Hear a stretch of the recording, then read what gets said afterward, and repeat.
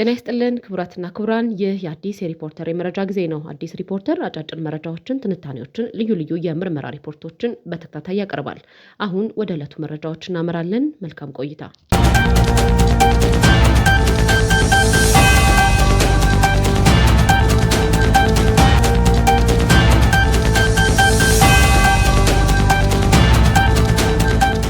ዋይት ሃውስና ዞን 4 ጸድቆ ተረት የሆነ የሽግግር ሰነድ ገመና።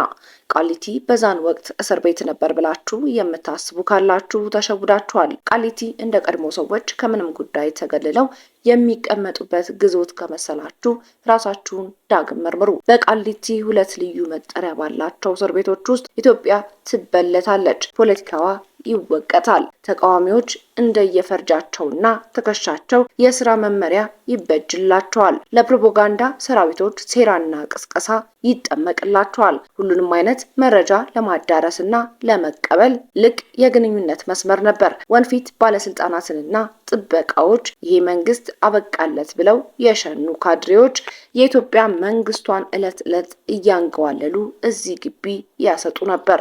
አለፈ። ጤና ይስጥልኝ አዲስ ሪፖርተር የዩቲዩብ ተከታታዮች፣ ዛሬም እንደወትሮው ቻናላችንን እንድትከታተሉና ላይክ እንድታደርጉ ጋብዛለን። በርካታ መረጃዎች ያላቸው ባለሙያዎች የሚሳተፉበት አዲስ ሪፖርተር አብይ አህመድ ተለይተው ለምን ዘመቻ ተከፈተባቸው የሚለውን አስደማሚ እውነት በተከታታይ ለማቅረብ ዝግጅቷን ጨርሳለች። ይህ ለታሪክም ለግንዛቤም የሚሆን የምርመራ ሪፖርት እንዳያመልጦ ከወዲሁ እናሳስቦታለን። በአሜሪካን ሀገር የፌዴራሊስት ኃይሎች ተብለው በትነግ የበላይነት የተመሰረተ ህብረት ነበር።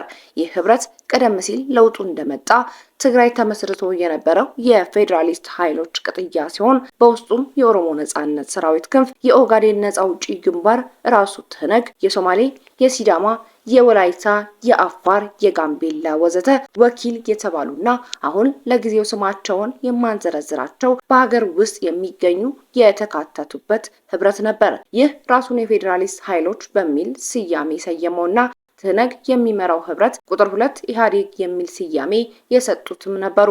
አሁን ላይ ስብስቡ ተረት መሆኑን የሚናገሩት ነባር አባል በወቅቱ የሽግግር ጊዜ ሰነድ ተዘጋጅቶ እንደነበር ማስታውቋል። ጃዋር በመጽሐፉ አድበስብሶ ህልም ያደረገው የሽግግር ቻርተር ይፋ እንዲሆን ያልተፈለገው ቢሆንስ ኖሮ የሚል መሰረታዊ ጥያቄና የረድፍ ልዩነት ስለሚያስነሳ እንደሆነ ሰነዱን የመረመሩ ይናገራሉ።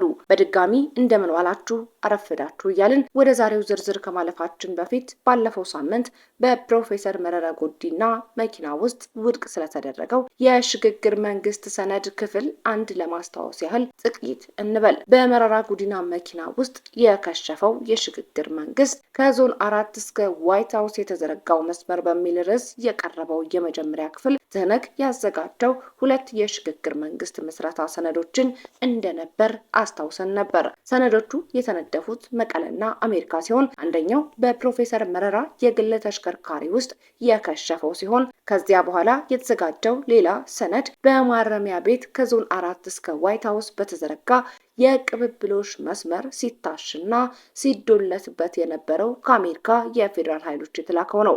በዚህኛው ሰነዱ ላይ ጃዋር መሐመድ ተዋናይ ሆኖ ይታያል። በመጽሐፉ ቀሻሽ ቡና ራሱን ጻድቅ አድርጎ የሚያድበሰብሰው ይህ ሰነድ እንዴት እንደከሸፈ የገለጸውም ልክ እንደ ህልም ነው። ከኦሮሞ ፌዴራሊስት ኮንግረስ ስለዚሁ ሰነድ ሊነጋገሩት የሄዱትም ሽምጥጥ አድርጎ እንደካዳቸው መረጃ ተገኝቷል። በመጀመሪያው ዝግጅታችን ዶክተር አዲስ ዓለም ቤሌማ ፕሮፌሰር መረራን በራሳቸው ተሽከርካሪ ውስጥ ትነግ ዳግም ወደ ስልጣን ሲመጣ ሊያቋቁመው ስላሰበው የሽግግር መንግስት ሰነድ እንዴት እንዳብራሩላቸው አመላክተናል። መረራም ማብራሪያውን በጥሞና ካዳመጡ በኋላ ብልጽግና በሽግግሩ ውስጥ ተካቷል የሚል ጥያቄ ሰንዝረዋል። አዲስ ዓለም ቤሌማም አይ የለበትም የሚል መልስ ይሰጣሉ።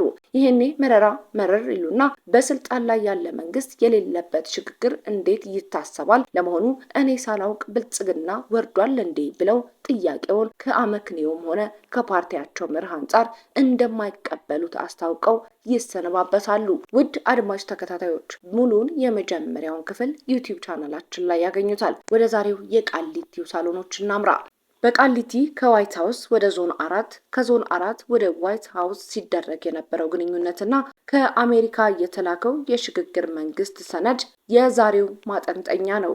ይህ ሰነድ ደብረ ሲናን አልፎ ወደ ደብረ ብርሃን የተጠጋው የትህነግ ሰራዊት በብርሃን ፍጥነት የሞተው ሞቶ የተረፈው ተርፎ መቀለ ዙሪያ ሲደርስና በዚያው ፍጥነት የፕሪቶሪያው ስምምነት ተፈረመና ተረት ሆነ። የአዲስ ሪፖርተር ተከታታዮች ቃሊቲ እስር ቤት ብቻ ከመሰላችሁ ተሸውዳችኋል።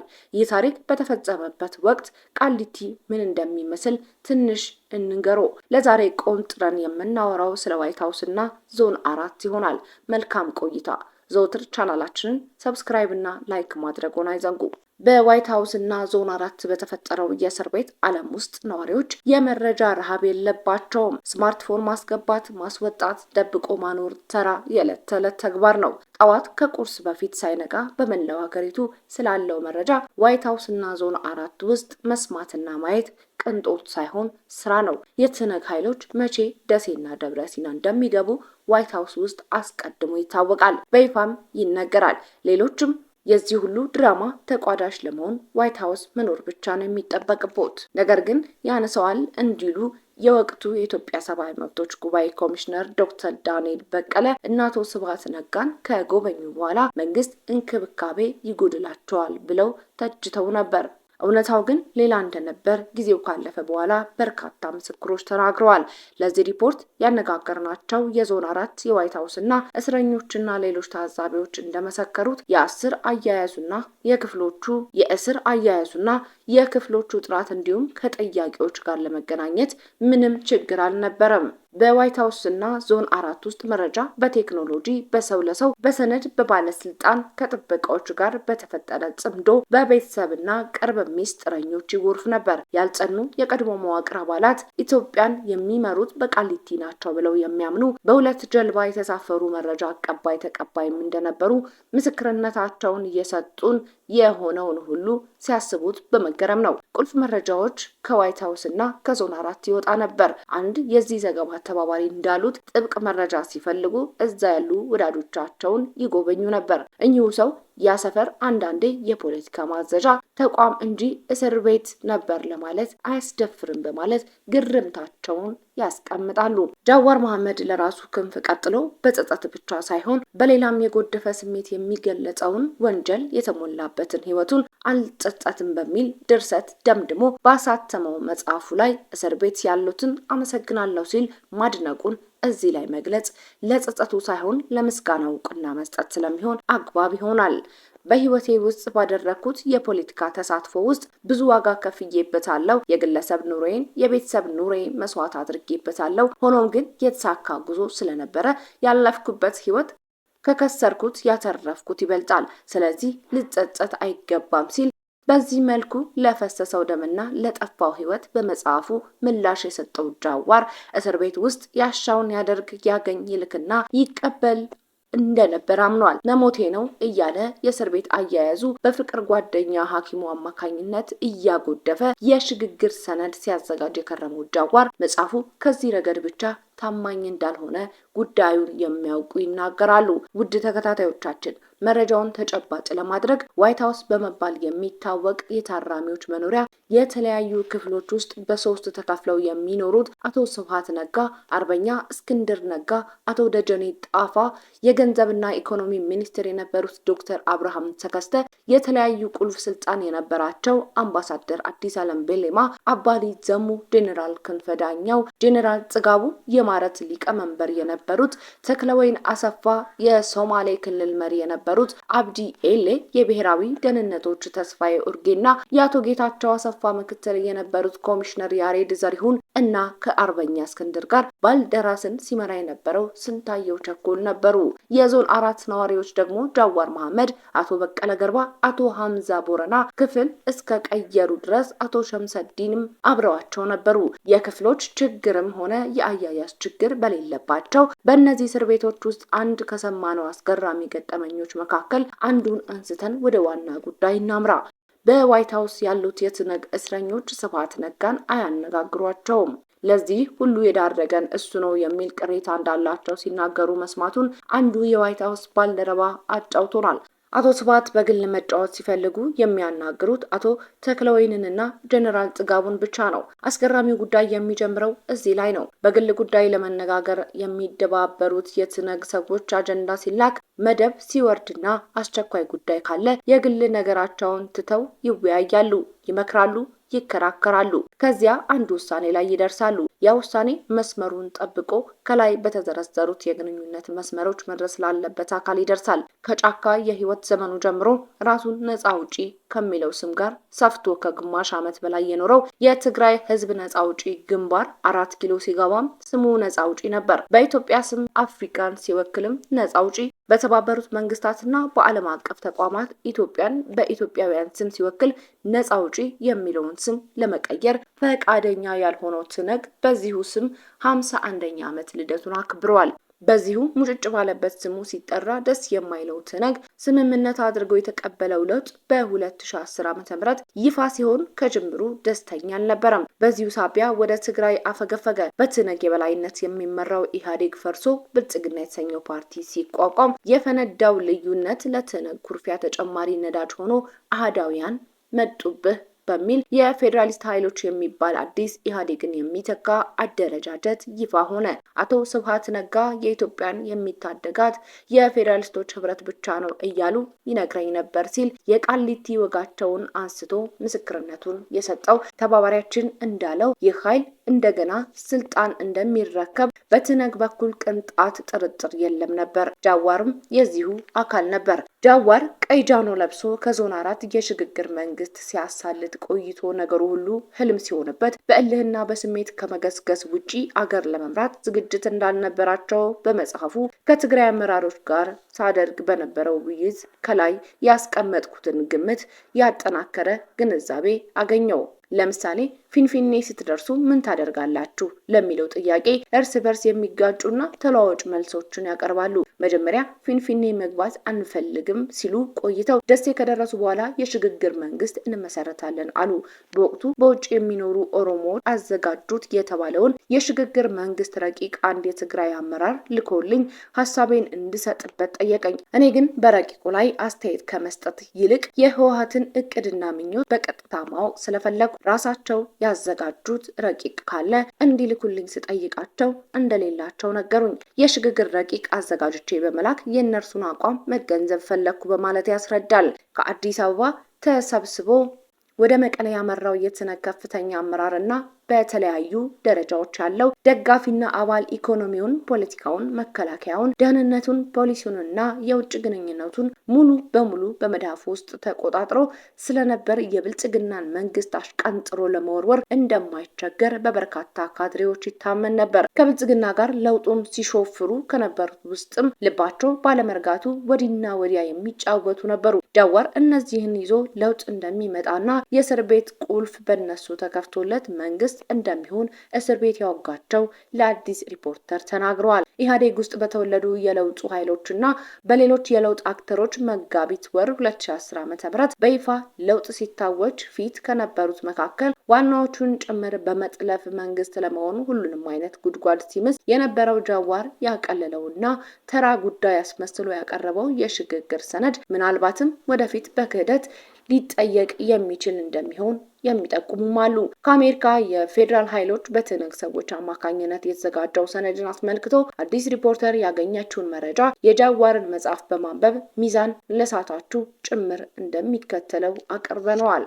ጃዋር እንዳለው ሰነዱ ለሱም እዛ ውስጥ ላሉት የትነግ መስራችና ቁንጮ አመራሮች ይለካል። ከደቡብ አፍሪካ ያልተፈቀደ የሬዲዮ መገናኛዎችን በማስገባት ከሜቴክ ከአየር መንገድ ከመብራት ኃይልና ከሀገሪቱ ታላላቅ ተቋማት ጋር የስራ ኮንትራት እየነበራቸውና በከፍተኛ ወንጀል ተጠርጥረው የታሰሩት ሚሊዮነሩ አቶ ዳዊት ገብረ እግዚአብሔር የወይዘሮ ፈትለወርቅ መንዶሪና ወንድም ናቸው።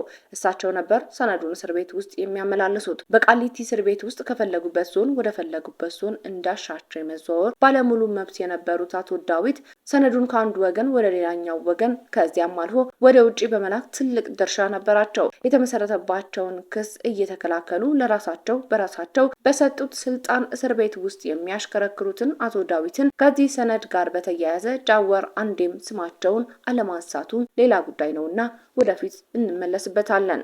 ሰነዱ በእስር ቤት ውስጥ በከፍተኛ ደረጃ በውስን ሰዎች ዘንድ ብቻ ውይይት ከተደረገበት በኋላ በወቅቱ አሜሪካ ለነበሩት ፕሮፌሰር መረራ ተላከ። ይህ ፕሮፌሰርም ደብረ ብርሃን የደረሰውን ኃይል ሳይመትና ሽንፈት ሳይገጽመው ይህ ከቶንም አይሆንም ብለው ተቃወሙት። ለመሆኑ ጃዋር ኦሮሞዎች አዘጋጁት ብሎ ያራከሰው ነገር ግን አሜን ብሎ የተቀበለው የሽግግር ቻርተር ሰነድ ኃጢያቱ ምን ነበር? መረጃውን ያካፈሉን እማኞች እንደሚሉት ኦሮሞዎች እንዲህ ያለ ቻርተር ሊያዘጋጁ ይችላሉ ብሎ የሚያስብ ካለ የዋህ ነው ይላሉ። እናም ጃዋር በመጽሐፉ የዋህ ከመጫወት ውጪ ሌላ ነገር ሊያተርፍ አይችልም። ቻርተሩ የ1983 የሽግግር ቻርተር ቅጂ እንደነበር ያነበቡት ያዩትና አስተያየት እየሰጡት ይናገራሉ። በቻርተር አሁን ያለው ፌዴራሊዝም ከነ ካርታው ይቀጥላል። ውክልናን አስመልክቶ ዋና የኦሮሞ አማራና ሶማሌ ክልል መከራከሪያ የሆነው በህዝብ ብዛት መወከልን የሚረግጥና ልክ እንደቀደመው በኩል ውክልና መቀጠል እንዳለበት የሚደነግግ ነው። የቀደመውን ቻርተር ዳግም የሚያዋልደውን ይህን ቻርተር ጃዋርና አሁን በአማራ ትግል ለአማራ እንቆረቆራለን የሚሉ እልል ብለው ተቀብለውት እንደነበር የሚናገሩት ምስክሮች የካዋር መጽሐፍ ህትመት ዋና ሚስጥሩ ይህንን ማስተባበል እንደሆነ ያስታውቃሉ። ሳይወድቅ እንደወደቀ ተደርጎ የተፈረደበት ብልጽግና በቻርተሩ አንዳችን ቦታ የሌለው ሲሆን የሀገር መከላከያ አሸንፎ በሚመጣው ኃይል እንደሚተካና እንደሚበተን ይደነገጋል። በተደጋጋሚ ለኢትዮጵያ መከላከያ ኃይል መለሳለስ የሚያሳየውና በመጽሐፉ ውስጥም መከላከያ መፍረስ እንደሌለበት አድርጎ ያቀረበው ጃዋር በተመሳሳይ ራሱን ለማጽዳትና ከላይ እንደተባለው ራሱን ጻድቅ፣ ሚዛናዊ፣ ተመራማሪ፣ ሩቅ አሳቢ አድርጎ ለማስቀመጥ የሄደበት ርቀት እንደሆነ እነዚህ ምስክሮች ግምገማቸውን ያኖራሉ። ውድ አንባቢያን ዳግም የተደራጀውን የሀገር መከላከያ ዳግም ሊያፈርስ አወዛጋቢ የማንነትና የቦታ ይገባኛል ጥያቄዎችን ቀጥሉ የሚያደርገውን የፌዴሬሽኑን መዋቅርና ውክልና በነበረበት ለማስቀጠል ተስማምቶ ሲያበቃ አልጸጸትም በሚል ማህተም አስቀድሞ የተናዘዘው ጃዋር አሁን ደግሞ የብሔር ግጭት እንደሚነሳ እየሰበከ ነው። የፌዴራል መንግስት ትነግ ላይ በያዘው አቋም ወለጋ ላይ የብሔር እልቂት እንደሚቀጣጠል የሚያውቀውን በሆዱ ይዞ በሰፊ ተከታይ ባለው ማህበራዊ አውዱ ላይ እያሰፈረ ነው። ምን የሰማው የሚያውቀው ወይም ያቀደው እቅድ ይኖረው ይሆን? አድረን የምናየው ነው። ግን የጃዋርም ሆነ መሰሎቹ ስልጣን እስኪያገኙ ድረስ ለቁጣ መቀስቀሻ ንጹሃን የሚታረዱት የሚፈናቀሉትና መከራ የሚያዩት እስከ መቼ ነው? ይህ ማስፈራሪያ መሰል የእልቂት ደወል ከደወለ በኋላ እንደ ቀድሞ ወንጀል አሰርቶ ተቃጠለ፣ ፈነዳ፣ ሞቱ ወዘተ ለማለት በማሟሟቂያ ማኮኮቢያ ላይ እያየነው ነው። ውድ አድማጮች የአዲስ ሪፖርተር ቻናል መከታተል፣ ሰብስክራይብ እና ላይክ ማድረግ አትዘንጉ። የአዲስ ሪፖርተር ድረገጽ ተከታታይ ይሁኑ። አዲስ ሪፖርተርን በፌስቡክ፣ በኤክስ እና በቲክቶክ ገጾች ይጎብኙ።